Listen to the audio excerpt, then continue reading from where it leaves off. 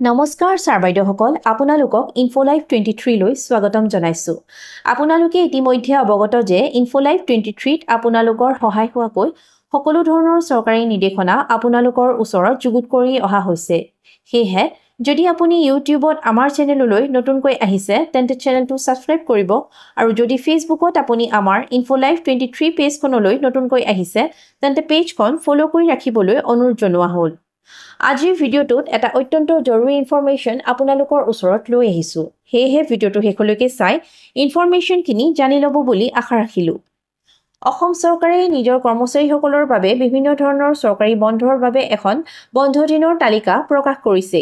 তাৰোপৰি সময়ে নতুন কিছুমান বিশেষ বন্ধও তাত সংযোজন কৰে। বৰ্তমান এটা নতুন বন্ধ অসম চৰকাৰৰ ফালৰ পৰা প্ৰদান কৰিছে। তাকে লৈ আজিৰ নিৰ্দেশনাখন আহিছে। এইখন আহিছে অসম চৰকাৰৰ জেনেৰেল এডমিনিষ্ট্ৰেশ্যন ডিপাৰ্টমেণ্টৰ তৰফৰ পৰা। ইয়াত লিখিছে notification the governor of Assam is pleased to declare restricted holiday on account of Bir Raghav Moran Divas on 19 November 2024 for the state government employees to commemorate the bravery and contributions of the legendary Moran hero Bir Raghav Moran. Signed by M.S. Manibandan, Commissioner and Secretary to the Government of Assam General Administration Department. এই নিৰ্দেশনাখনত উল্লেখ কৰা অনুসৰি অহা 19 নৱেম্বৰ 2024 দিনটো বীৰ ৰাঘৱ মৰাণ দিৱস হিচাপে পালন কৰা হ'ব আৰু সেই দিনটো চৰকাৰী বন্ধ হিচাপে ঘোষণা কৰিছে। এই দিনটো প্ৰতি বছৰে কৰ্মচাৰীসকলে সীমিত বন্ধ লাভ কৰিব বুলিও জনাইছে। আজিৰ ইনফৰমেশ্যন ইমানেই।